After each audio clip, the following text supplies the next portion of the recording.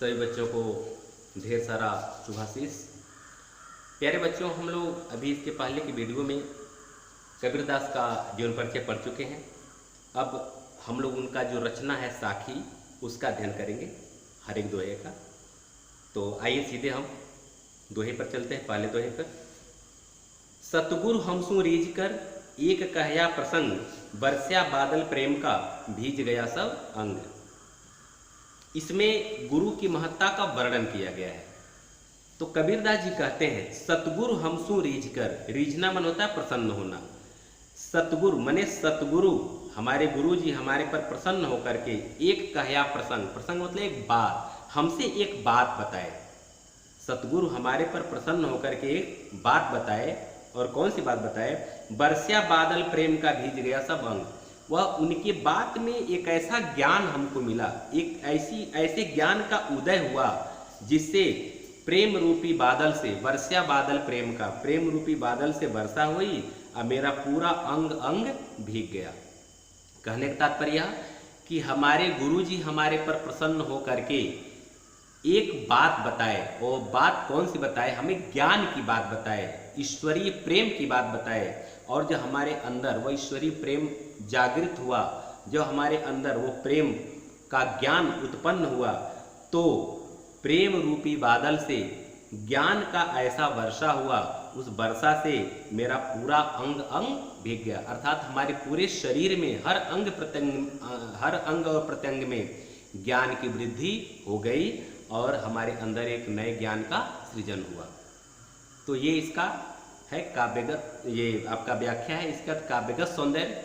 आप इसके पहले मैं बता दूं 8 तक काव्यगत सौंदर्य आप नहीं लिखा करते थे, लेकिन अब 9 से एक पोर्शन आता है काव्यगत सौंदर्य लिखना पड़ता है। यानी उसका जो व्याकरणिक पोर्शन है, क्या क्या उसमें विशेषता है उस दोहे या उस पंक्ति में, उसका अध्ययन किया जाता है और उसको परीक्षा में लिखना भी पड़ता है। तो काव्यगत सौंदर्य मैं बता दे रहा हूँ, आप उसको लिख लीजिएगा।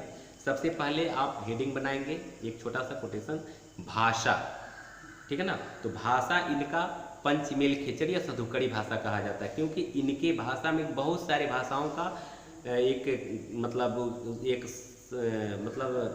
सम्मिलित किया गया है और अनेक प्रकार की भाषाओं को अपने इस रचना में प्रयोग किए हैं, जिसके लिए विद्वान इनको सधुकड़ी भाषा का नाम दिए हैं। तो भाषा सधुकड़ी हो जाएगी। रस भक्ति रस हो जाएगा, क्योंकि भक्ति का पद है। इसके बाद से गुण, अगर गुण की बात है तो इसमें प्रासाद गुण हो जाएगा। उसके बाद अगर शब्द शक्ति की बात है तो इसमें लक्षणा शब्द शक्ति हो जाएगी।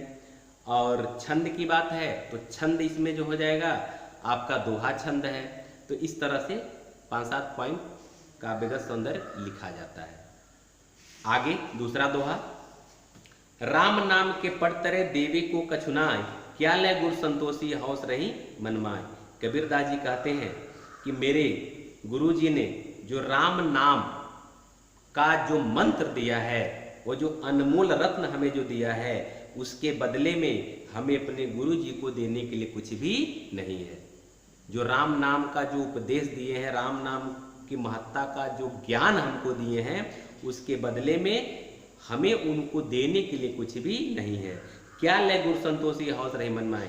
कबीरदास जी कहते हैं कि कौन सा चीज है जिसको दे दूं और गुरु को संतोष हो जाए और हमें भी संतुष्टि हो जाए। यह हौस यानी अभिलाषा, यह अभिलाषा हमेशा हमारे मन में रही है। तो इस तरह से इसका ये व्याख्या हुआ। काव्यगत सौंदर्य वही हो जाएगा, भाषा सधुकड़ी या पंचमेल खिचड़ी।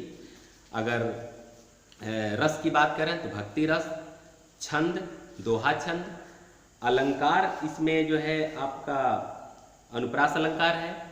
और अगर शब्द शक्ति की बात है तो लक्षणा शब्द शक्ति है। तो इस तरह से आप इसको लिख लेंगे और आपका ये काव्यगत सौंदर्य हो जाएगा।